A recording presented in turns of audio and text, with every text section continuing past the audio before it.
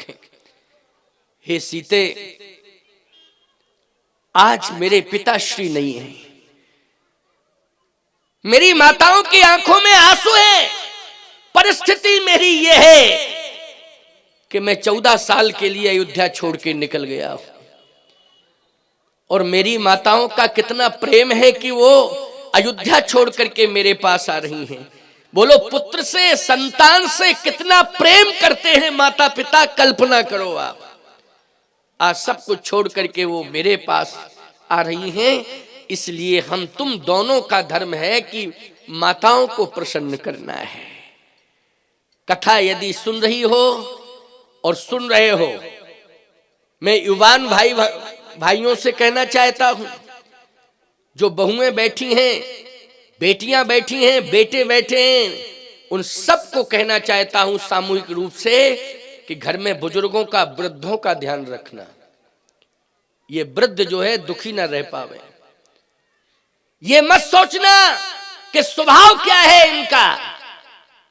बहुत से लोग शिकायत करते हैं, महाराज स्वभाव ठीक नहीं है, इसलिए हम स्वभाव से परेशान हैं। मैं एक बात कहता हूं, स्वभाव उनका कैसा ही क्यों ना हो, लेकिन तुम्हें जन्म देने में और जीवन देने में उनकी बहुत बड़ी भूमिका रही। बोलो, रही कि नहीं रही? सही बताना जरा। स्वभाव उनका क्या है क्या नहीं है, ये तो परमात्मा की देन है। प्रकृति के से बंधा हुआ मानव है, जुड़ा हुआ मानव है। स्वभाव प्रारब्धानुसार कैसा मिल गया है ये अलग विषय है, लेकिन तुमको जन्म देने में और जीवन देने में उनकी बहुत बड़ी भूमिका रही है। और थोड़े दिन का उनका समय बचा है, ज्यादा समय नहीं है। तो मैं एक बात कहता हूं, जब तुम पड़ोसी की बातें सुन लेते हो और अगर नहीं सुनते हो, टकराओगे, तो निश्चित रूप से FIR होगी। बोलो, होगी। उभय पक्षी मुकदमा बनेगा। फिर वहां खूब कहो तुम कि हमको गाली दे रहा था, तो वो कहेगा हमको भी ये गाली दे रहा था। अब ये कैसे सिद्ध हो कि कौन पहले दे रहा था? लेकिन माँ बाप से तुम कुछ भी कहते रहते हो, वो चुप रहते हैं। दो शब्द भी गलत बोल देते हो तो किसी थानेदार के पास जाके शिकायत नहीं करते हो। करते हैं क्या? बोलो, नहीं, सह लेते हैं। कितने कितने कृपालु हैं वो, कितनी दया है उनके अंदर। मैं एक बात कहता हूं कि गाय पूज्य है, लेकिन अगर सिर हिलाती है या पैर हिलाती है तो क्या करोगे तुम? ये कहोगे कि नहीं, हम पूजेंगे नहीं इस गाय को। ये उसका स्वभाव है। सिर हिलाने का और पूंछ हिलाने का या पैर हिलाने का क्या है? ये स्वभाव है। लेकिन उसकी पूजनीयता में कोई कमी है क्या? जल्दी बोलो, कमी हो तो बता दो। उसकी पूजनीयता में कोई कमी नहीं है, वो पूज्य है। जितने देवता 33 करोड़ सीधी साधी गाय में हैं, उतना ही सिर हिलाने वाली गाय के रोम रोम में देवता बसे हुए हैं। बोलो भाई, ये उसका स्वभाव है। इसलिए स्वभाव में अंतर होता है, लेकिन पूज्य है वो। ठीक इसी प्रकार से माता पिता का कैसा भी स्वभाव क्यों ना हो, लेकिन वो हर हालातों में, हर परिस्थिति में पूज्य नहीं, परम पूज्य हैं प्यारे। इसलिए उनकी पूजा करो, उनका ध्यान रखो। ये गुरु का आदेश है। किसका आदेश है? गुरु का ही नहीं, जगत गुरु का आदेश है। ये समझ गए हो कि नहीं? हम अपनी सेवा के लिए नहीं कहेंगे तुमसे। तुम अगर संस्कारी हो तो अपने आप ही करोगे, लेकिन माता पिता की सेवा करने के लिए हम तुम्हें विवश करेंगे। क्या करेंगे? विवश करेंगे, तभी तुम्हें हम आशीर्वाद देंगे। नहीं, तुम्हारे एक नारियल लेने से हम तुम्हें आशीर्वाद देने वाले नहीं है। इस बात को सुन लो कि तुमने एक नारियल चरण भेंट में रख दिया या कुछ मुद्राएं रख दी, कहे आशीर्वाद मिल जाएगा। ठीक है, तुम्हारी श्रद्धा है, लेकिन मूल बात यह है, हमारा असली आशीर्वाद उन्हीं को प्राप्त होगा जो माता पिता की सेवा करें, जो बहुएं सास ससुर की सेवा करें। उन्हीं के लिए मेरा असली आशीर्वाद है। ये गुरु का आदेश है और जगत गुरु का भी आदेश है। इससे बड़ी बात और कोई दूसरी हो नहीं सकती है। बोलो, यज्ञ भी तुम्हारा सफल हो जाएगा। यज्ञ इसलिए तो कराया जा रहा है, ये ध्यान रखना। भगवान राम ने कहा कि सीते, माताएं आ रही हैं, उनके दुख को दूर करना है। जैसे भी हो, हम तुम दोनों को प्रयास करना है। फिर थोड़ी देर में सीता जी ने कहा कि भरत भैया भी रोते हुए आ रहे हैं, वो भरत जी के आंसू तो प्रभु देखे नहीं जा सकते हैं। भगवान राम ने कहा कि भरत भी आ रहा है ना? हाँ, भरत के साथ ही तो माताएं आ रही हैं।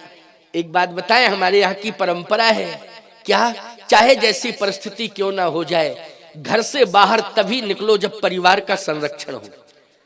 बिना संरक्षण के नारी को निकलने का अधिकार नहीं है, संरक्षण होना चाहिए।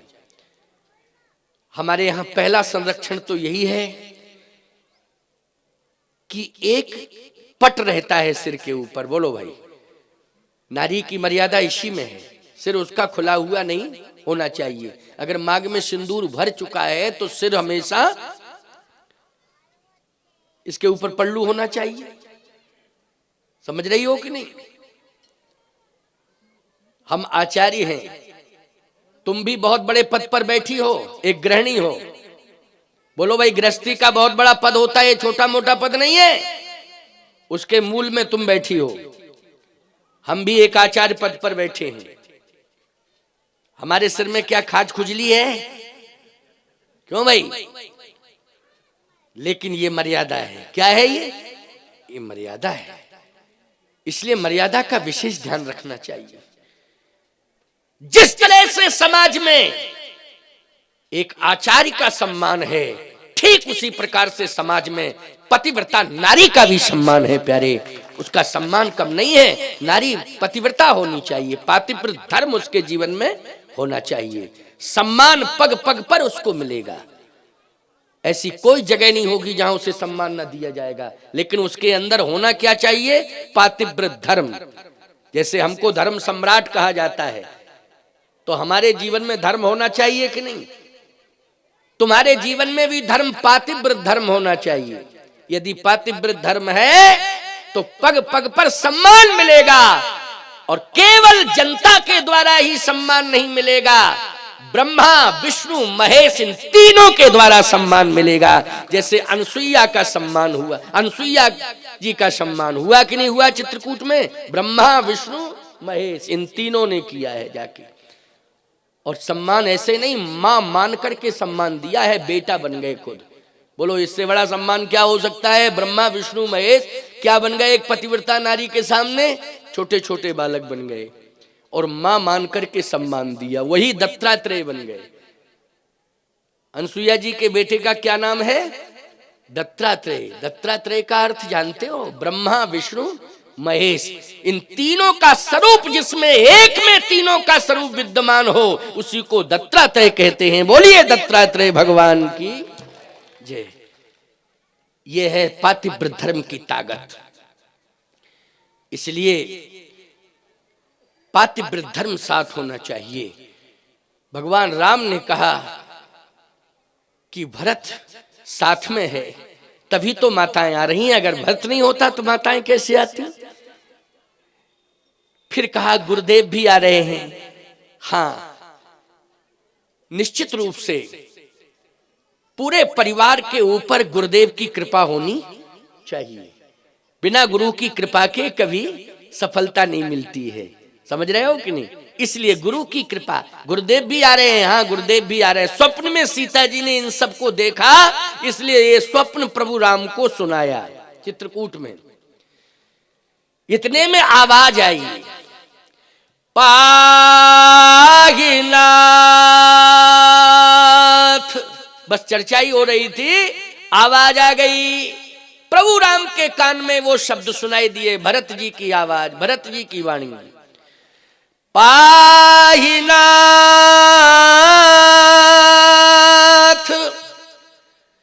कही पाही गुसाई, भूतल पर लकुट की नाई। पाहि माम पाहि माम पाहि माम, मेरी रक्षा करो रक्षा करो रक्षा करो। भगवान राम खड़े हो गए। सीता जी ने कहा, अरे मैं स्वप्न सुना रही थी, आप खड़े क्यों हो गए? भगवान राम ने कहा कि मुझे कोई बुला रहा है। पाहि माम पाहि माम। कहे कौन, किसकी आवाज है? तब तक लक्ष्मण जी दौड़े दौड़े चले आ रहे थे, तो लक्ष्मण जी बोल पड़े, कहत सप्रेम नाय महिमा था, भरत प्रणाम करत रघु नाथा। भरत जी प्रणाम कर रहे हैं। भगवान राम ने कहा अच्छा ये शब्द भरत के हैं, पाहिमाम पाहिमाम पाहिमाम। किसके शब्द हैं? भरत के।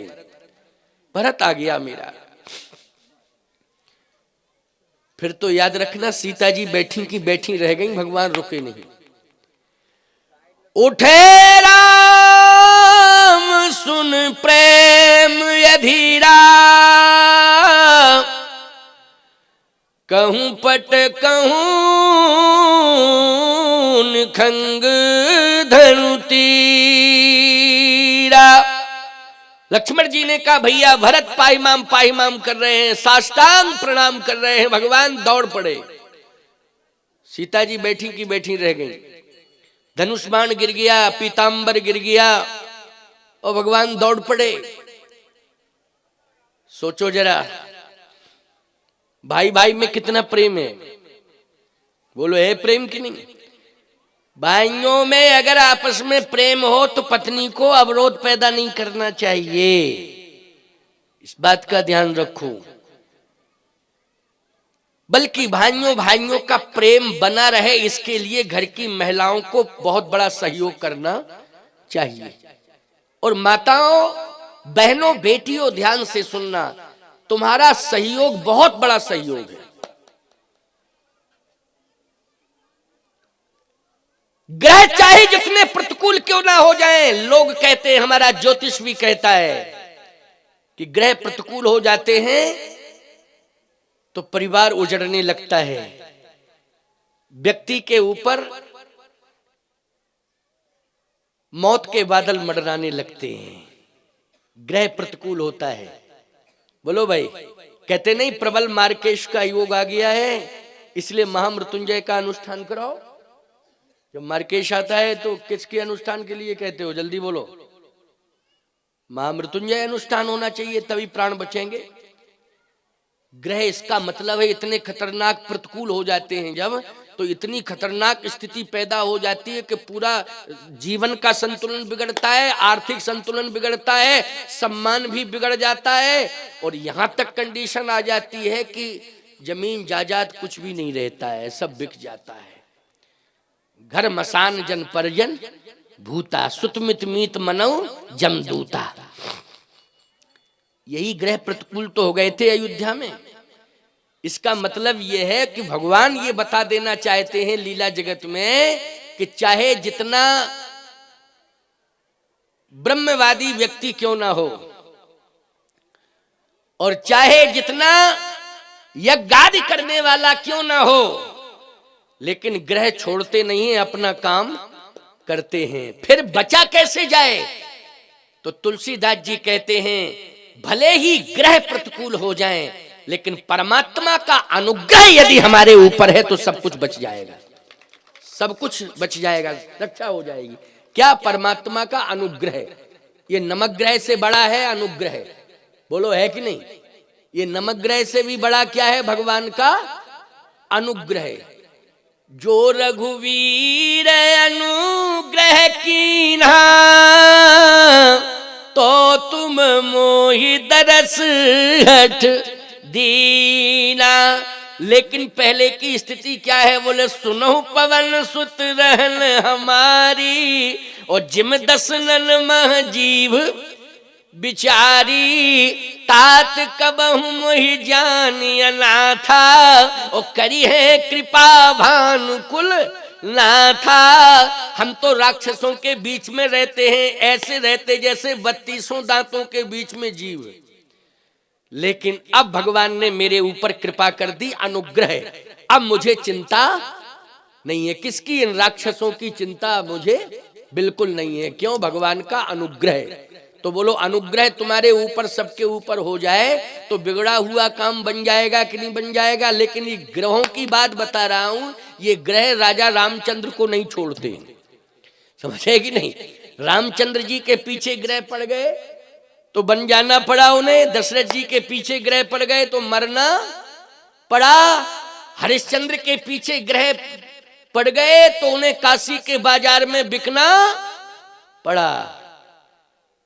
लेकिन अनुग्रह की आवश्यकता है। किसके? परमात्मा के अनुग्रह की आवश्यकता है। सावधान, अयोध्या 14 साल तक श्री राम के बिना रही कि नहीं रही? लेकिन भरतलाल जी ने केवल भगवान का अनुग्रह स्वीकार किया तो ये ग्रह भले ही पीछे पड़े रहे, लेकिन राम जी के लौटने के बाद 10 गुना खजाना बढ़ गया था।